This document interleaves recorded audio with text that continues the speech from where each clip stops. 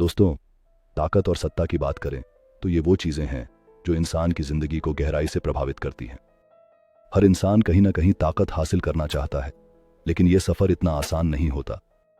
ताकत पाने के लिए हमें समझना पड़ता है इंसानी फितरत, लोगों की सोच और वो रणनीतियां जो हमें दूसरों से आगे बढ़ने में मदद करती हैं। रॉबर्ट ग्रीन की मशहूर किताब द 48 लॉज ऑफ पावर इस सफर में हमारी सबसे बड़ी साथी बन सकती है। यह किताब सिखाती है कि कैसे सत्ता और ताकत का खेल खेला जाता है।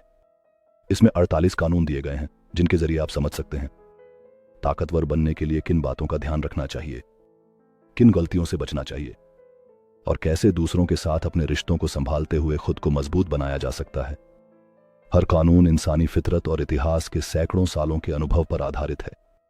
यह किताब आपको सिर्फ सत्ता के खेल में जीतना नहीं सिखाती, बल्कि आपको यह भी बताती है कि कैसे दूसरों की चालों को पहचानें और खुद को बचाएं। हम इस वीडियो सीरीज में द 48 लॉज ऑफ पावर के हर कानून पर गहराई से बात करेंगे। ताकत का खेल बहुत नाजुक होता है, जरा सी गलती आपको बहुत महंगी पड़ सकती है। रॉबर्ट ग्रीन की किताब द 48 लॉज ऑफ पावर ने दुनिया भर के नेताओं, व्यापारियों और रणनीतिकारों को ताकत की गहरी समझ दी है। इस किताब के हर कानून में छिपे हैं वो राज जो हमें अपनी जिंदगी में प्रभावी बनने के लिए चाहिए। आज हम बात करेंगे इस किताब के पहले कानून के बारे में, कभी अपने मालिक को मात मत दो। क्या मतलब है इसका? इसका सीधा सा संदेश है, अपने बॉस को कभी ऐसा महसूस ना होने दें कि आप उनसे बेहतर हैं। उनकी अहमियत को बढ़ावा दें और खुद को कभी ज्यादा होशियार या काबिल साबित करने की कोशिश न करें। यह कानून सिर्फ एक चेतावनी नहीं, बल्कि एक रणनीति है जो आपको दुनिया के ताकतवर लोगों के साथ बेहतर तरीके से तालमेल बिठाने में मदद करेगी। आज हम इस कानून को गहराई से समझेंगे, कुछ ऐतिहासिक उदाहरणों के जरिए देखेंगे और जानेंगे कि इस कानून को अपनी जिंदगी में कैसे लागू करें। पहला कानून हमें यह सिखाता है कि जब भी हम किसी ताकतवर व्यक्ति के साथ काम कर रहे होते हैं, चाहे वो हमारा बॉस हो, शिक्षक हो या कोई भी जिससे हम सीधे प्रभावित होते हों, हमें अपनी काबिलियत को संभाल कर रखना चाहिए। कभी भी अपनी होशियारी, सफलता या काबिलियत को ऐसा दिखाने की कोशिश न करें कि सामने वाला असुरक्षित महसूस करने लगे।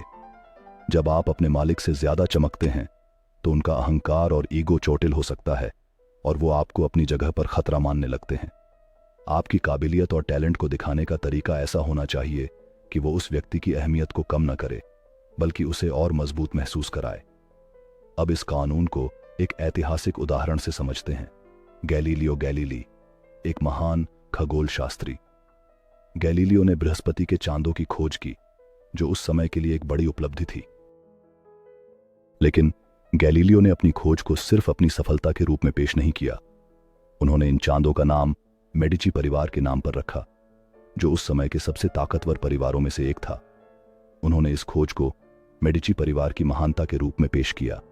इससे गैलीलियो ने अपनी खोज को और भी महत्वपूर्ण बना दिया और साथ ही मेडिची परिवार को उनके योगदान का एहसास दिलाया। गैलीलियो ने कभी अपने मालिक को मात नहीं दी, बल्कि अपनी काबिलियत को उनके सामर्थ्य का हिस्सा बना लिया। यही वजह है कि उन्होंने मेडिची परिवार से समर्थन पाया और उनकी स्थिति मजबूत रही। अब एक और उदाहरण सुनिए जिसमें इस कानून को न मानने की खतरनाक सजा मिली। निकोलस फुकेट फ्रांस के वित्त मंत्री थे। एक दिन उन्होंने राजा लुई 92 को प्रभावित करने के लिए एक शानदार पार्टी आयोजित की, जिसमें उन्होंने अपनी संपत्ति और ताकत का खुलेआम प्रदर्शन किया। लेकिन इस बार यह तरीका उल्टा पड़ गया। राजा लुई 18 को यह महसूस हुआ कि फुकेट ने उनकी अहमियत को चुनौती दी है। इस जलन और असुरक्षा के चलते राजा ने फुकेट को गिरफ्तार कर लिया और उन्हें जेल भेज दिया। फुकेट ने अपनी सफलता को जरूरत से ज्यादा दिखाया, जिससे राजा को असुरक्षित महसूस हुआ और इसके बाद उनका पूरा करियर बर्बाद हो गया। यही कारण है कि इस कानून का पालन करना बहुत जरूरी है। कभी भी अपने बॉस या मालिक को असुरक्षित न महसूस कराएं। अब हम बात करते हैं इस कानून के पीछे छिपी साइकोलॉजी की। जब हम किसी ताकतवर व्यक्ति को अपनी काबिलियत से चुनौती देते हैं तो हम उनकी अहमियत, ईगो और असुरक्षा, इनसिक्योरिटी को चोट पहुंचाते हैं। अहम ईगो, हर व्यक्ति की अहमियत उसकी पहचान और स्थिति से जुड़ी होती है। लोग चाहते हैं कि उन्हें उनके काम के लिए सराहा जाए और उनकी जरूरत महसूस की जाए। असुरक्षा, इनसिक्योरिटी, चाहे कोई कितना भी सशक्त क्यों ना दिखे, अंदर से हर व्यक्ति को यह डर होता है कि उसकी जगह कोई और न ले ले।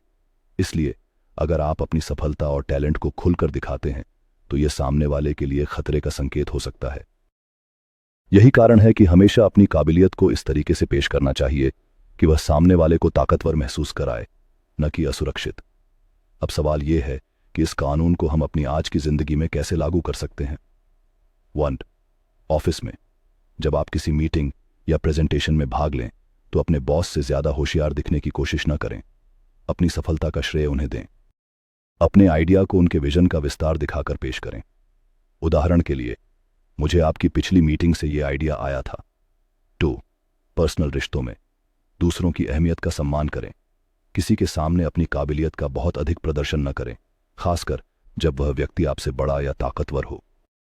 उनकी तारीफ करें, उनके गुणों को सराहें, लेकिन यह ध्यान रखें कि यह तारीफ जरूरत से ज्यादा दिखावे वाली न हो।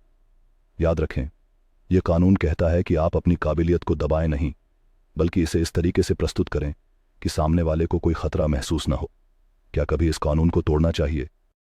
हाँ, लेकिन केवल तभी जब आपका बॉस या नेता खुद किसी प्रतियोगिता को बढ़ावा देता हो, आपकी सफलता से उसे फायदा हो और वो भी इसे अपने फायदे के तौर पर देखे। ऐसे मामलों में आप अपनी काबिलियत दिखा सकते हैं, लेकिन हमेशा ध्यान रखें कि यह उनके लिए फायदे का सौदा हो और आप उनके साथ मिलकर चमकें। इस कानून को न मानने के अंजाम खतरनाक हो सकते हैं। अगर आप इस कानून को नजरअंदाज करते हैं तो अलगाव और साजिश का सामना करना पड़ सकता है। ताकत का खेल समझदारी से खेलें और हमेशा सतर्क रहें। पहला कानून, कभी अपने मालिक को मात मत दो, हमें सिखाता है कि इंसानी रिश्तों को समझदारी से संभालना कितना जरूरी है। क्या आपने कभी इस कानून को तोड़ा या महसूस किया कि कोई और इसे तोड़ रहा है? हमें कमेंट्स में बताएं। और द 48 लॉज ऑफ पावर के और कानून जानने के लिए चैनल को सब्सक्राइब करना ना भूलें।